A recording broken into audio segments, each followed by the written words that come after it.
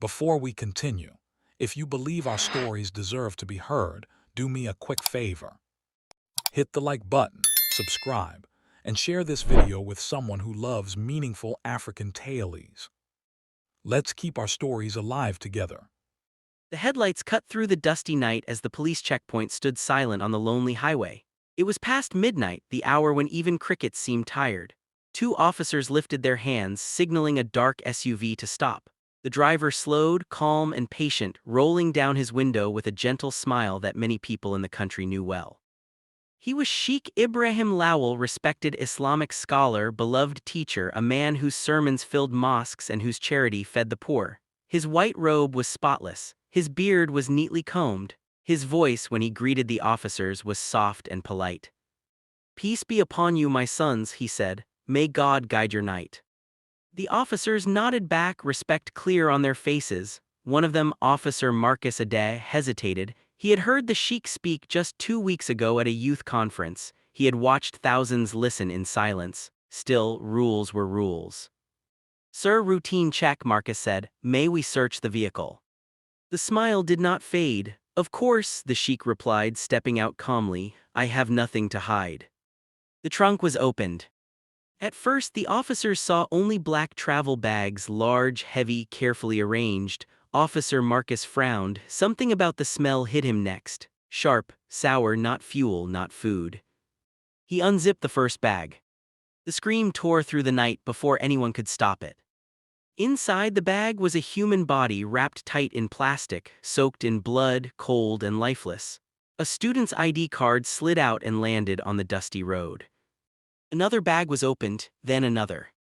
By the time the fourth bag was unzipped, there was no doubt left. These were the missing students the whole country had been searching for, young boys and girls who had left for school and never returned.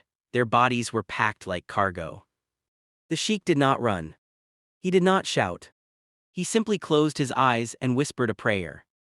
Within minutes, backup sirens wailed, phones came out, videos were recorded, someone shouted, "It's the sheik!" Another voice cried, "God forgive us."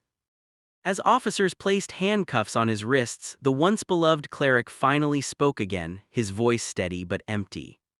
"I am ready to confess," he said. "I have been doing this for years." The highway stood frozen in shock. And before dawn, the country would wake up to a truth that would shatter faith, trust, and families forever. But how did a man seen as holy become a monster hiding behind prayers? And how did no one notice until it was too late? The answer lay buried deep in the past. Years earlier, in the quiet town of Red Clay Crossing, Sheikh Ibrahim Lawal was not yet a sheikh. He was simply Ibrahim, a brilliant young man with sharp eyes and a hunger that never slept. He grew up poor but proud, raised by a grandmother who taught him scripture by lantern light. People admired him early. He memorized holy texts faster than others. He spoke with confidence. Elders said he was chosen. But behind the praise was a deep anger. Ibrahim hated being powerless. He hated begging. He hated watching the rich pass by while his stomach twisted in pain. When his grandmother fell sick, there was no money for treatment. She died quietly on a mat, holding his hand. That night, something inside Ibrahim broke. He left town soon after, traveling across borders, studying religion by day and learning darker lessons by night. In a hidden clinic in another country, he met men who did not believe in prayer, only profit. They talked about organs, about buyers, about how young bodies were worth more than gold. Ibrahim listened. At first he refused, he prayed, he fasted, he tried to forget. But hunger returned, and hunger changes people. Years later, he came back as Sheikh Ibrahim Lawal, educated, respected, generous. He built mosques, he funded schools, he fed the poor on camera, he gained followers, he gained trust. And in secret, he built another life. Students who came to him for guidance were offered scholarship trips. Some were asked to help with charity work, others were promised jobs. Parents felt proud, who wouldn't trust a holy man? When the students went missing, communities cried, posters filled the streets, hashtags trended, candlelight vigils burned through the night. Sheikh Ibrahim led the prayers for the missing. He wiped tears from his eyes on television. He donated money to the search. All while driving the same highways. All while carrying death in his trunk. Back at the checkpoint, as dawn painted the sky gray, Officer Marcus stared at the sheik in disbelief. "Why?" he asked quietly. The sheik looked up, eyes hollow. "Because people see what they want to see," he replied, "and because faith without truth is the easiest mask to wear." As the sun rose, news alerts exploded across the country. A respected Islamic scholar arrested. Missing students found in his car. Organ harvesting ring exposed. Mosques fell silent. Families screamed. And somewhere, far away, powerful men began to panic, men who had paid for what was inside those bags. Because Sheikh Ibrahim was not alone. And the road he had traveled was only the beginning. By morning, the country was on fire. Radio stations broke the story before sunrise. Television screens flashed the same headline again and again. Phones buzzed nonstop. In markets, offices, classrooms, and homes, people stopped what they were doing to listen, to watch, to argue. How can a sheik do this? It's a lie, they're framing him. I warned people, nobody listened. Outside the police headquarters in the capital, crowds gathered. Some came to curse, others came to pray, a few came just to see if it was true with their own eyes. Inside, Sheikh Ibrahim Lawal sat in an interrogation room, hands cuffed to the table. His white robe had been replaced with a plain gray shirt. Without the beard oil, without the clean turban, he looked older, smaller. Detective Angela Brooks studied him from across the table. She was known for her calm voice and sharp mind. She had handled kidnappings, cult cases, even war crimes, but this case unsettled her in a way she could not explain. Your real name is Ibrahim Musa Lawal, she said, opening a file. Born in Red Clay Crossing, no wife, no children, no registered clinic, yet you traveled constantly. Why? To spread knowledge, he replied. She slid photographs across the table, images of the body bags, the students' faces, the IDs. His eyes did not flinch. You were seen with 3 of these students 2 days before they disappeared, Angela said. Witnesses say you told their parents you were taking them to a scholarship interview. They were lucky, Ibrahim said softly. Angela's jaw tightened. Lucky. They served a purpose, he answered. Most people die without meaning. Silence filled the room. Meanwhile, across the city, the families of the missing students were being escorted to a hospital hall. Mothers clutched each other, fathers stared at the floor. Some still believed this was a mistake. Then the bags were opened. Screams shattered the air. One mother collapsed. A father punched the wall until his knuckles split open. Names were called, faces confirmed. Hope died one body at a time. At Central Unity College, where most of the students had studied, classes were suspended. Candles lined the gates. Photos of smiling teenagers were taped to the walls. Teachers wept openly. Principal Harold Thompson addressed the press. His voice shook. These children trusted the wrong person, he said. We failed them. But not everyone was shocked. In the shadows of the city, in quiet offices and expensive homes, phones rang with urgency. They caught him. What did he say? Nothing yet. Make sure he stays quiet. Far from the cameras, a man named Elijah Kane watched the news in silence. He wore a tailored suit and sat in a room with no windows. His phone buzzed again. Clean everything, he said calmly. If he talks, we all burn. Back at the police station, Angela brought in Officer Marcus Ade. He looked tired, haunted. You were the one who opened the trunk, she said. Yes, ma'am. Did he resist? No. Did he threaten you? No. Marcus swallowed. He looked relieved. Angela leaned back. That detail stayed with her. Hours later, the interrogation resumed. You've been moving organs for years, Angela said. You had buyers, surgeons, transport routes. Who are they?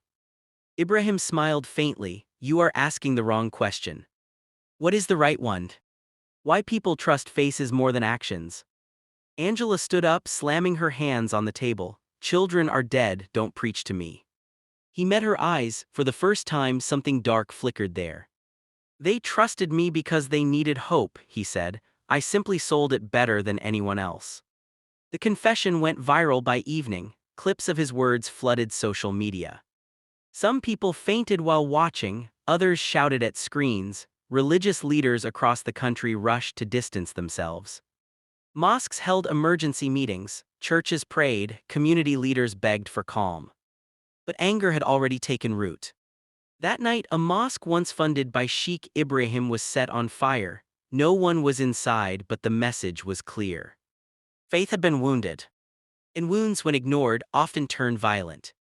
In a holding cell, Ibrahim lay on a thin mattress staring at the ceiling. For the first time in years, no one bowed to him, no one asked for blessings. A guard passed by and muttered, "Monster." Ibrahim closed his eyes. He remembered the first time he crossed the line, the first student, the first payment, the first night he couldn't sleep. He had told himself it was temporary. He had told himself God would forgive him. But deep down he knew the truth. This was never about hunger. It was about control. And now control was slipping from his hands. Because Detective Angela Brooks had found something in the case files that made her blood run cold. A list. Names. Dates. And one final detail that meant the nightmare was far from over. The organ harvesting was bigger than one man. Much bigger. The list Angela Brooks found was hidden inside a false bottom of a donated charity ledger. At first glance, it looked harmless: numbers, dates, initials. But when her team cross-checked it with missing person reports and hospital transplant records, the pattern became clear. This was not random. Every set of initials matched a missing student. Every date lined up with an illegal transplant performed in private clinics across borders, and the amounts written beside them were too large to ignore. Millions. Angela stood in the evidence room long after midnight, staring at the board filled with photos and strings. Students, clinics, fake charities, shell companies, religious tour. "This is a network," she whispered, "and he's just one face." At the same time, protests erupted across the country. Students marched with placards reading "Justice for the missing" and "Our children are not for sale." Parents blocked highways. Universities shut down in mourning. On social media, old videos of Sheikh Ibrahim resurfaced, clips of him hugging children, blessing students, laughing gently. People watched them now with horror. How did we not see it? In the holding facility, Ibrahim was granted a lawyer, David Coleman, a calm man with expensive shoes and careful words. He leaned forward during their first meeting. "You need to stop talking," David said. "The country wants your head." Ibrahim smiled thinly. "The country loved me yesterday." That was before the bags. Ibrahim's smile faded. "Love is shallow," he said. "Fear lasts longer." Angela requested permission to question him again. This time she changed tactics. "Do you remember Jamal Pierce?" she asked, sliding a photo across the table. A 17-year-old boy with a shy smile. Ibrahim glanced at the photo. His fingers twitched. "He wanted to be a doctor," Angela continued. "He trusted you." "He would have made a good one," Ibrahim said quietly. Angela leaned closer. "Where were you taking them?" "To places where money speaks louder than law," he replied. "Who runs those places?" Ibrahim laughed softly. "People you invite to dinner, people you vote for, people who donate to schools." Angela felt a chill. That same night, Detective Angela's phone rang, a private number. "Stop digging," a voice warned, "or you'll join the missing." She hung up slowly. Across town, Elijah Kane watched the protests from his balcony. His assistant stood behind him. "They're getting close," the assistant said. Elijah nodded. "Then it's time to let the sheik fall alone." "But he knows." "He knows only what we allowed him to know," Elijah interrupted. "Make sure he never reaches trial." The next morning, chaos struck. During a routine transfer from holding to court, a police convoy was attacked. Gunshots rang out. Smoke filled the street. Civilians ran screaming. When the dust cleared, 3 officers were injured. And Sheikh Ibrahim Lawal was gone. The news broke like a bomb. "Escaped. Vanished. Helped from inside." Angela stared at the report in disbelief. "This was planned," she said. "He didn't run, he was taken." Nationwide panic followed. If a man like that could disappear, who was safe? Parents pulled children out of schools, highways emptied, trust evaporated. But Angela noticed something else. The escape route led toward the old border road, the same highway where the bodies had been found. She gathered her team. "He's not done," she said. and neither are the people behind him. Miles away inside an abandoned safe house, Ibrahim sat quietly. A man cleaned blood from his sleeve. "You talk too much," the man said. Ibrahim looked up. "You promised protection." The man smiled. "Protection ends when secrets become dangerous." For the first time, fear crept into Ibrahim's eyes. He had preached control. He had lived power. But now he realized the truth too late. He was never the shepherd. He was just another lamb, waiting to be sacrificed. And as sirens echoed in the distance, the country held its breath, wondering what horror would come next. Before the story continues, this is a good moment to pause and hear from you. If this story is gripping you so far, remember to support the channel by subscribing, liking this video, and sharing it with someone who enjoys deep, suspenseful stories like this. Also, let us know in the comments where you are watching from right now. Your voice matters here. And one question to think about as we move forward: if someone you trusted completely was exposed like this, what would you have done? Have you ever seen something like this happen in real life? Share your thoughts in the comments. The safe house sat at the edge of an abandoned industrial zone, hidden behind rusted tanks and broken fences. It smelled of oil, dust, and old lies. Sheikh Ibrahim Lowell had not slept since the escape. Every sound made his body tense. Every shadow felt like judgment. The men who brought him there were not religious. They did not pray. They did not call him sheikh. To them, he was just a risk that had not yet been erased. One of them, a tall man with a scar running down his cheek, stood by the window watching the road. "You should eat," he said, pushing a plate toward Ibrahim. Ibrahim did not touch it. "You told me I would be safe." "You are safe," the man replied, "for now." Those two words echoed louder than any threat. Across the city, Detective Angela Brooks barely left her office. Maps covered the walls. Photos of the missing students stared back at her like silent accusations. The escape had embarrassed the department, and pressure from above was intense. "They want this buried," her partner, Detective Samuel Reed, said quietly. "Every time we push, someone pulls us back." Angela nodded. "That means we're close."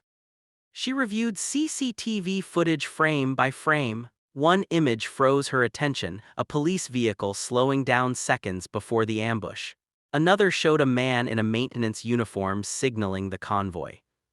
"That uniform isn't city-issued," she said. "Run it." The result came back an hour later. The uniform belonged to a private security company, one that had contracts with several high-profile charities. Charities once praised publicly by Sheikh Ibrahim. Angela exhaled slowly. It's all connected. Meanwhile, the public was unraveling. In neighborhoods across the country, people argued in mosques, in barber shops, at dinner tables. Parents questioned religious leaders. Students refused mentorship programs. Donations dropped overnight. A young man named Malik Johnson sat with his mother watching the news.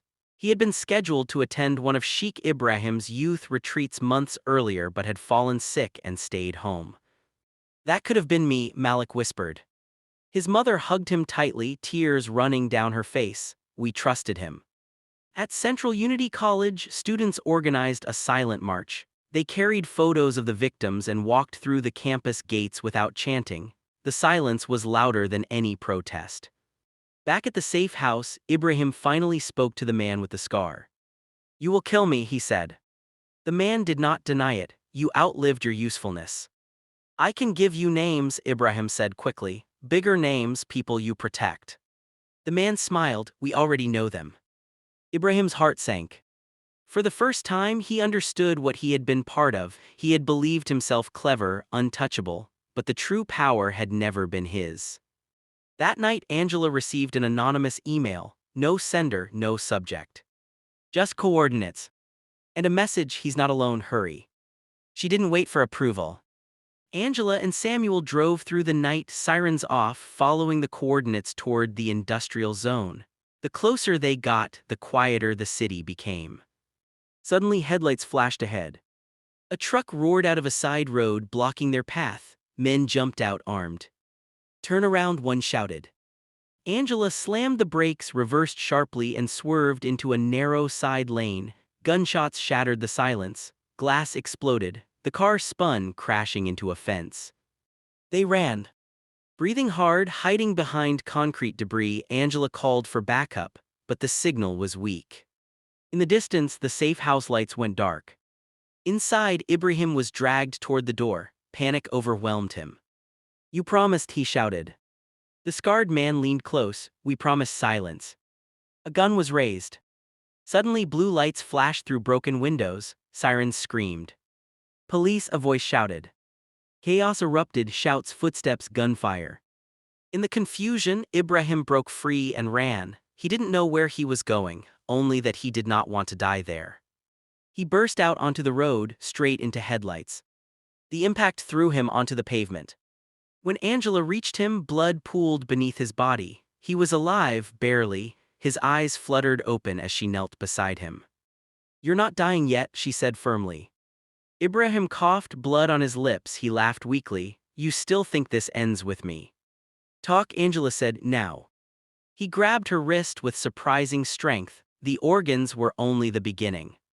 "What do you mean?" "They're preparing something bigger," he whispered. "Children, faith, politics. I was just practice."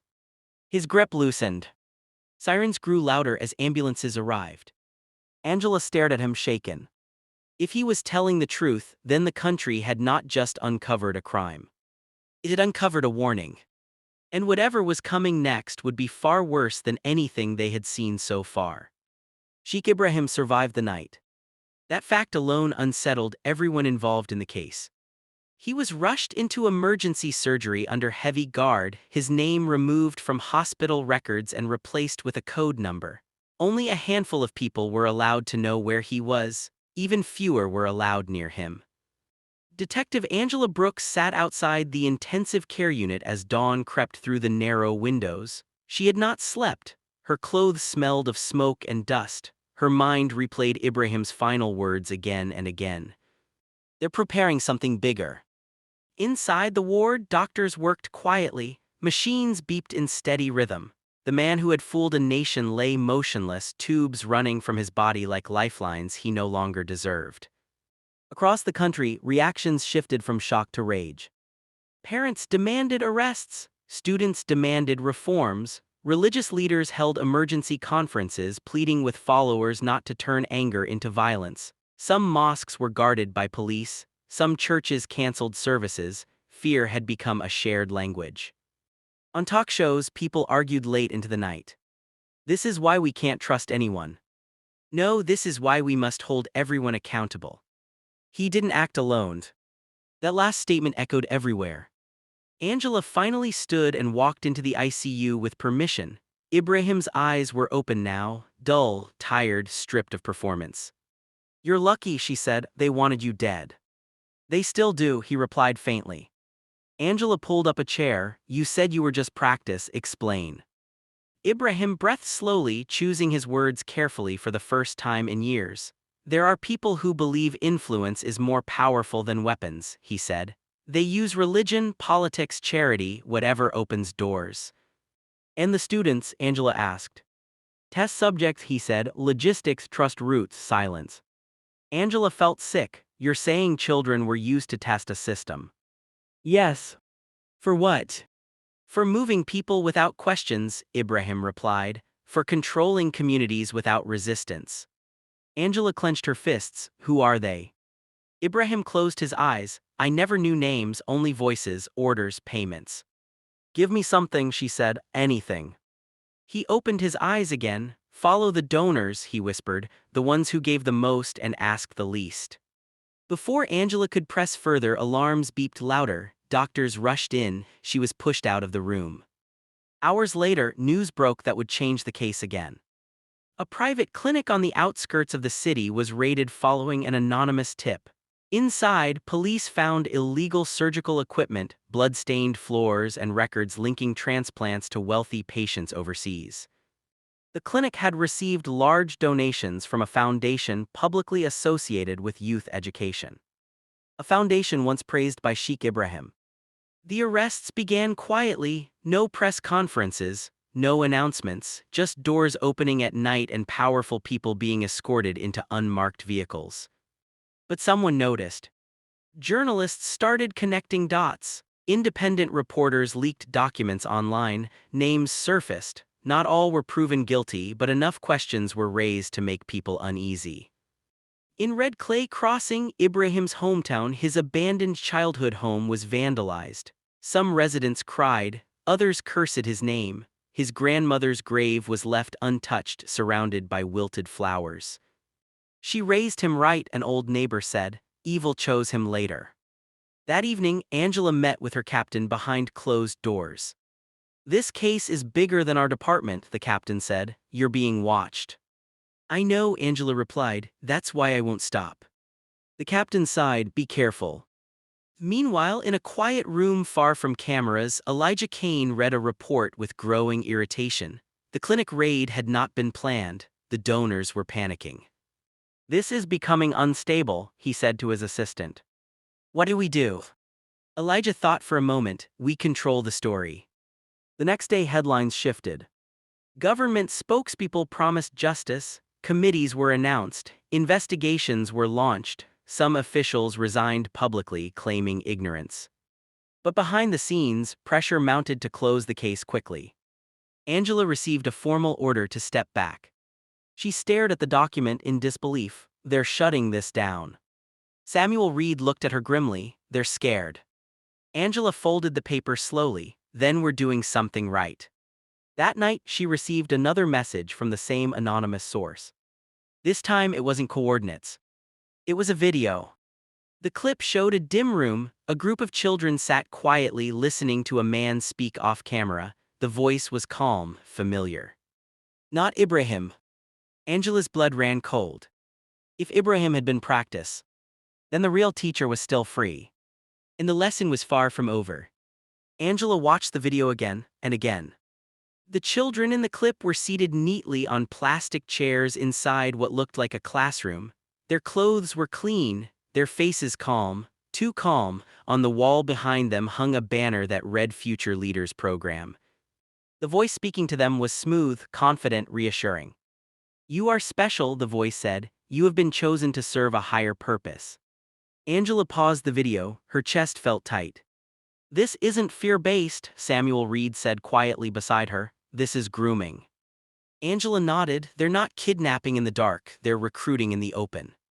They enhanced the audio, cleaned the background noise, and isolated the voice. It did not belong to Sheikh Ibrahim, but it carried the same tone, the same method, calm, trust-building, familiar. Angela sent the file to the audio lab. Hours later, the result came back.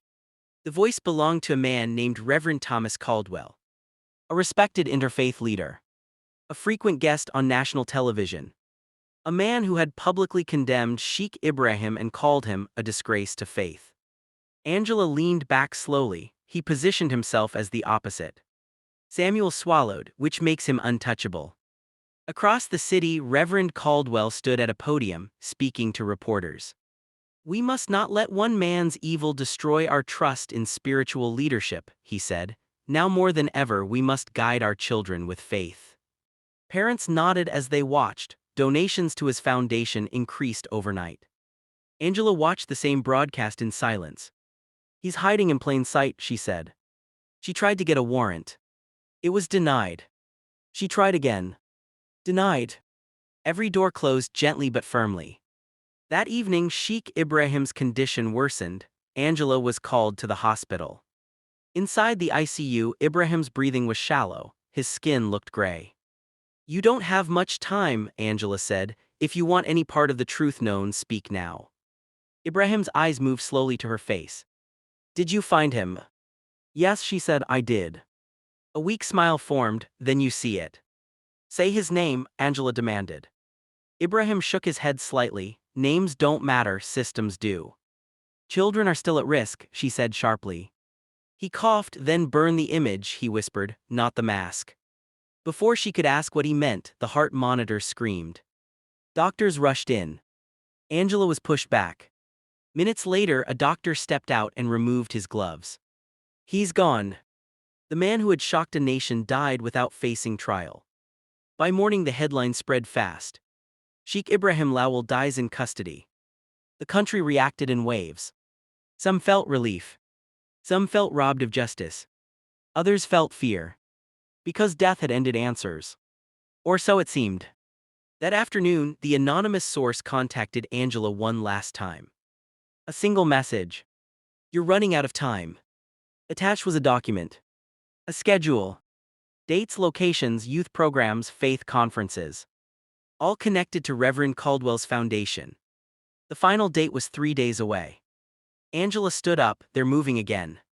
Samuel looked at the list, "And this time it's bigger." Angela grabbed her jacket, "Then we stop asking for permission."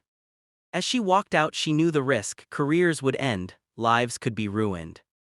But children were in danger. And silence was no longer an option. Before the story continues, this is an important moment to hear from you. If this story is opening your eyes, support the channel by subscribing, liking this video, and sharing it with others. And take a moment to think about this question. If someone who speaks about faith and goodness every day was secretly harming people, what would you do if you found out? Have you ever seen trust abused like this before? Share your thoughts in the comments, because what happens next will decide whether the truth finally comes out or disappears forever. Angela Brooks did not sleep that night. She spread the printed schedule across her dining table, circling locations with a red marker: youth retreats, leadership camps, faith conferences marketed as character-building weekends. Every event promised mentorship, safety, and opportunity. Every event involved children. Samuel Reed arrived just before dawn, coffee in hand, eyes heavy. "I checked permits," he said. "All approved, all clean on paper." "That's the point," Angela replied. "They don't hide from the law, they hide behind it." They divided the list. Angela focused on the largest event, the Rising Path Summit, set to begin in 48 hours at a private conference center outside the city.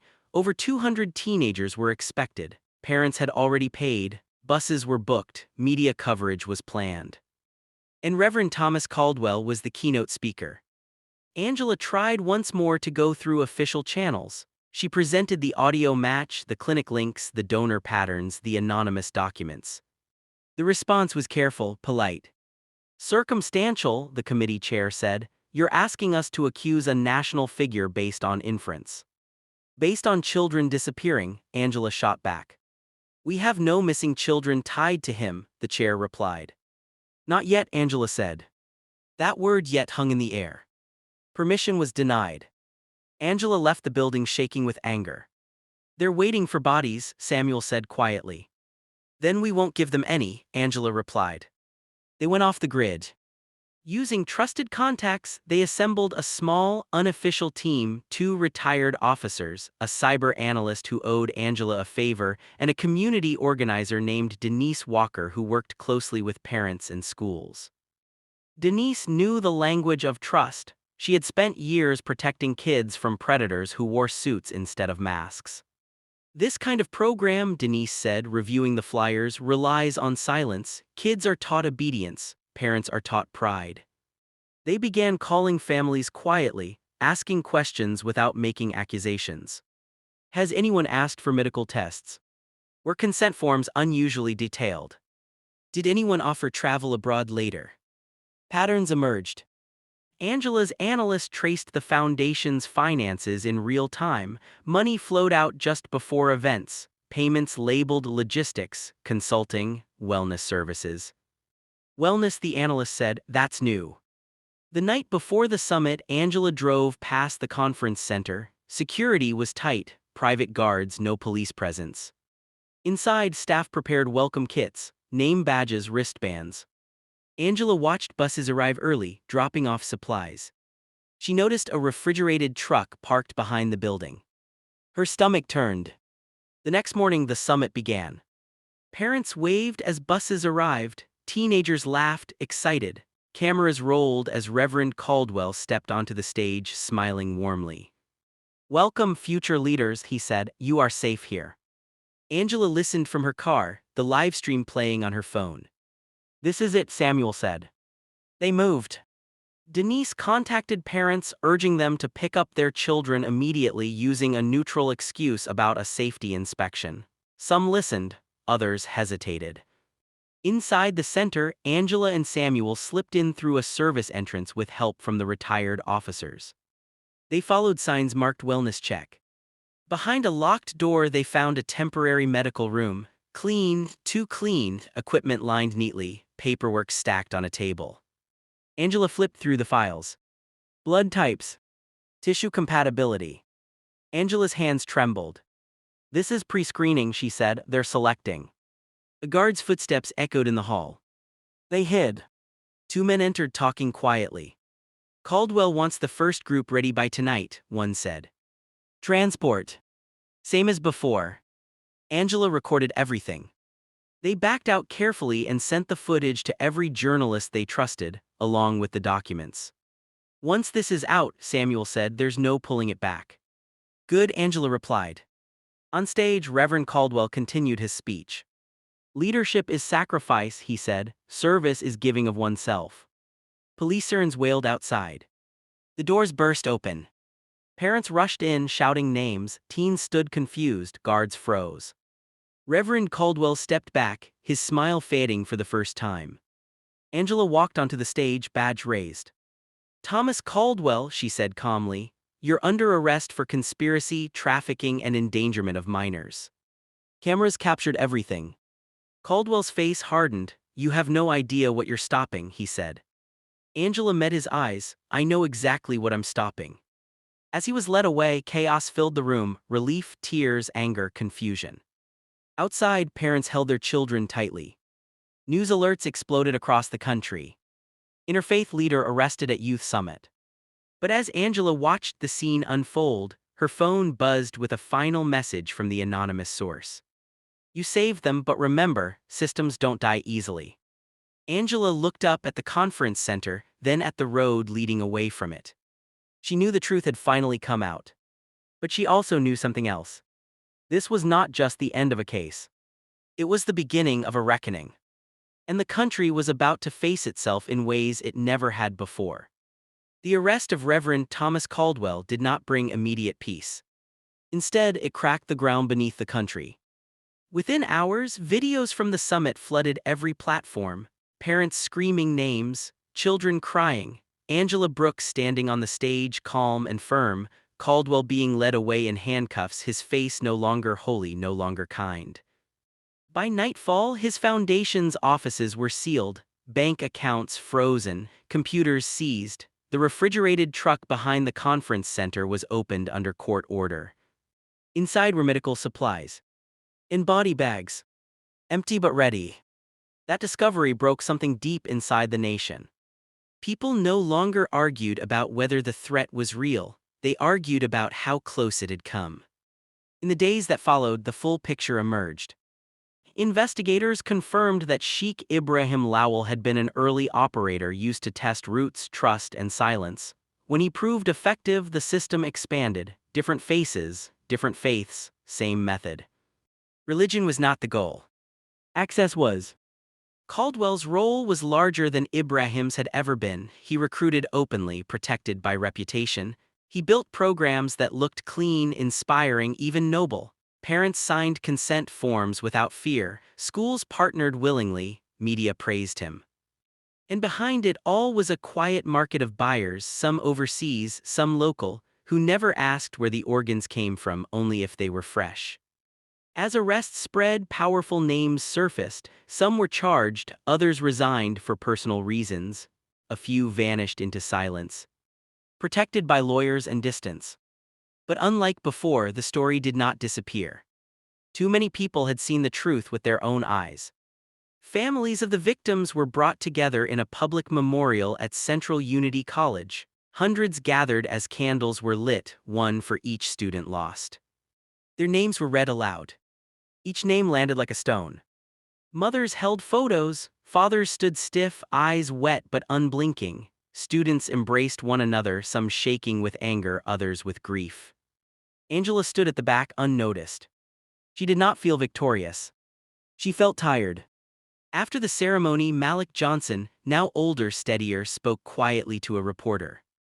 We trusted the wrong people, he said, but now we know better, and knowing better means we don't stay quiet anymore. That message spread faster than fear ever had. Communities began asking questions. Churches and mosques reviewed youth programs, parents demanded transparency, students spoke up when something felt wrong. Trust was no longer automatic. It was earned. In a closed courtroom weeks later, Caldwell finally spoke without cameras. "This system won't end with me," he said coldly. "You'll replace me with someone else." Angela looked at him through the glass. "Maybe," she said, "but you won't be there to guide them." He laughed. "You think this is justice?" Angela's voice was steady. "This is accountability." The trial would take years, appeals would follow, some truths would never fully surface. But the biggest lie had already been exposed. The lie that evil always looks evil. Months later, the highway checkpoint where everything began was renamed in memory of the students found there. A simple sign stood by the road. "Truth lives here." Drivers slowed as they passed. Some prayed. Some cried. Some remembered. As for Angela Brooks, she turned down promotions and interviews. She returned to her work quietly, focusing on prevention instead of reaction. She knew something the country had finally learned too. Darkness does not arrive screaming. It arrives smiling. And only those willing to question it can stop it in time. Before we end this story, take a moment to reflect. If this story moved you, please support the channel by subscribing, liking the video, and sharing it with someone who needs to hear it. And now, an important question for you. After everything you've heard, what would you have done if this happened in your community? Do you think we question authority enough, or do we trust too easily? Share your thoughts in the comments. Your voice matters more than you think. Because stories like this are not just stories. They are warnings.